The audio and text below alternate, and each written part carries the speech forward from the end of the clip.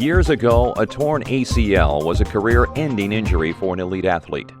With advances in technology, surgical procedures, and rehabilitation, however, an elite athlete now has an excellent chance of returning to high-quality sports participation. To keep the joint stable, a set of 4 ligaments keeps the knee in a hinge-like position while you move. 2 ligaments on either side of your knee joint, the medial and lateral collateral ligaments, connect to either side of your femur and tibia and limit shifting movement left or right. The other 2 ligaments, the anterior and posterior cruciate ligaments, connect from the base of your femur to the top of your tibia. They cross each other and prevent the knee from excessive forward and backward movement, as well as twisting movement in either direction. If a movement is forceful enough, any of these ligaments may snap, including the ACL.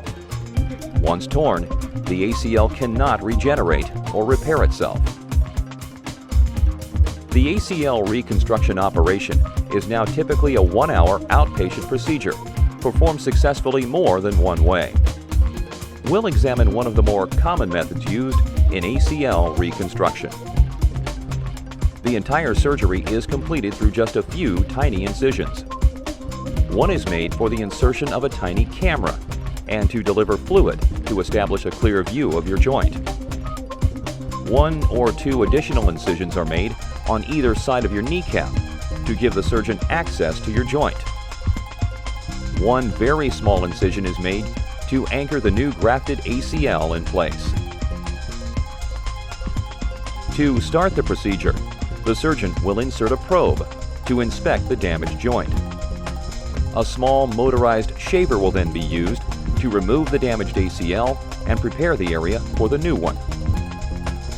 In every case, a surgeon will also inspect the entire joint to determine whether there is additional damage warranting other repairs.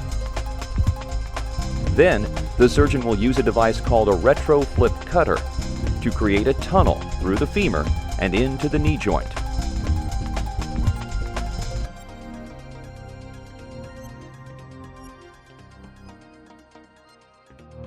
The surgeon will also create a tunnel through the tibia and into the knee joint from below. These 2 tunnels become the source of the anchor points for the ACL graft. In most cases, the surgeon will harvest a portion of your own hamstring tendon to use as the graft. Using your own tissue reduces the likelihood of your ACL rupturing again, and is a reason some surgeons decide not to use a tendon harvested from a cadaver. A surgeon will harvest more hamstring than needed to avoid the challenge of not harvesting enough. To the patient's benefit, hamstring tendons consistently regenerate over time as well. Your surgeon will prepare the harvested hamstring and pull it through the upper hole and into the lower hole just taut enough to mimic your original ACL. A small grappling hook will anchor the upper end of the graft, and a screw will stabilize the lower end. The screw is usually bioabsorbable, meaning your body will incorporate it into the bone over time. The graft from your hamstring tendon will act as a scaffold upon which a new ACL will grow. Over time, the hamstring graft undergoes changes and is strengthened, leaving a strong, viable ACL.